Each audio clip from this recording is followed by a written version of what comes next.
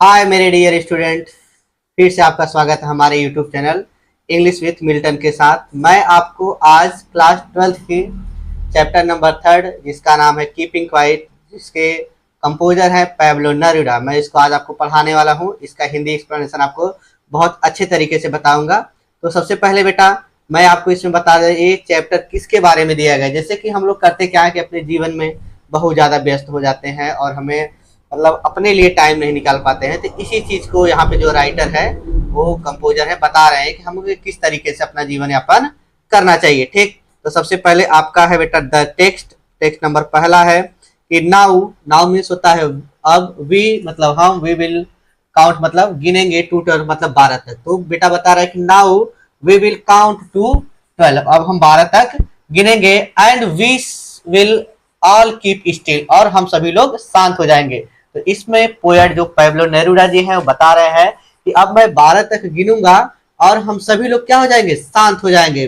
For one, केवल एक बार के लिए, on the face of the earth, पृथ्वी के धरातल पर, मतलब केवल एक बार के ही लिए क्यों न हो, लेकिन हम लोग क्या हो जाएंगे, शांत हो जाएंगे। लेट्स नॉट स्पीक, चलो नहीं बोलते हैं, इन एनी लैंग्वेज, किसी भी भाषा में। फिर से देखिए बेटा, बोला है कि now we will count to 12, अब हम 12 तक गिनेंगे। And we will all keep still, और हम सभी लोग क्या हो जाएंगे, शांत हो जाएंगे। फॉर वंस, केवल एक बार के लिए, on the face of the earth, पृथ्वी के धरातल पर। लेट्स नॉट स्पीक, चलो नहीं बोलते हैं या आओ नहीं बोलते हैं, इन एनी लैंग्वेज, किसी भी भाषा में।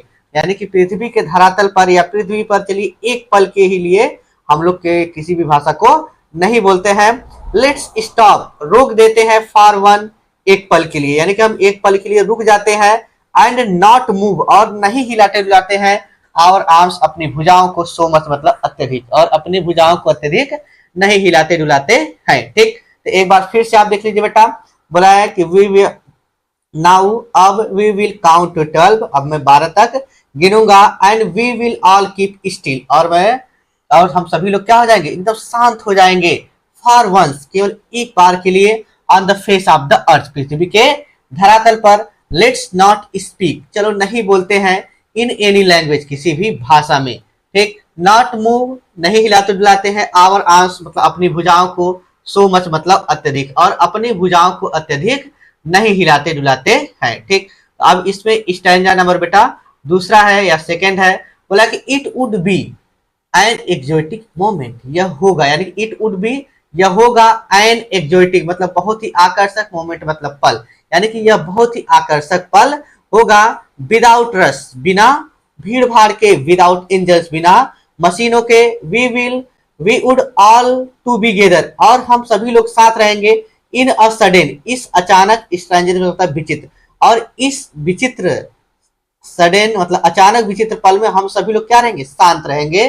ठीक, एक साथ रहेंगे। ठीक, फिर से देखो, बोला कि it would be an exotic moment, यह होगा बहुत ही आकर्षक पल। विदाउट रश, बिना भीड़ भाड़ के, विदाउट इंजन्स, बिना मशीनों के। We would all be together, हम सभी लोग एक साथ रहेंगे।